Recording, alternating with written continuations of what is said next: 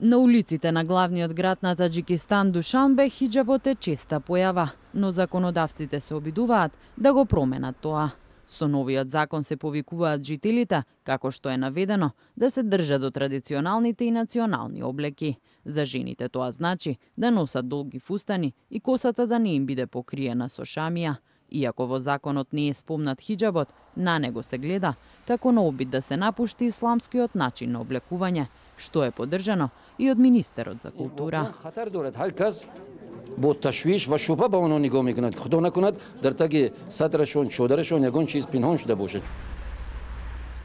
Пред законот во Таџикистан веќе имаше мерки против исламскиот начин на облекување. На жените кои носат хиџаб им е забранет влезот во владините институции. Во август властите им наредија на илјадници жени да ги носат чамиите во таџикистански стил. Новиот закон го подели јавното мислење, при што некои од жителите го поддржуваат фокусот на таџикистанската традиција.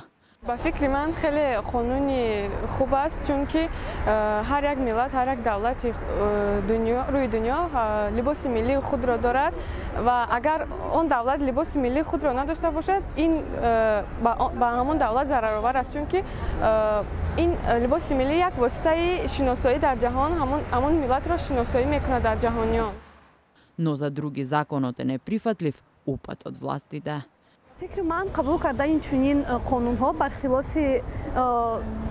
برخلاف حقوق انسان هست، چون که ما در یک کشور دموکراتی صاحب استقلال زندگی میکنیم. من باید خودم انتخاب کنم که کدام وقت کدامش رو من پوشم، اما هیچ کس حق ندارد که مرا مجبور کند که تو باید همین رو پوشی.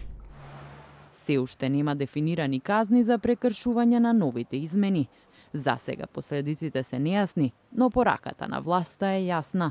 Исламскиот начин на облекување не е добредојден во земјата.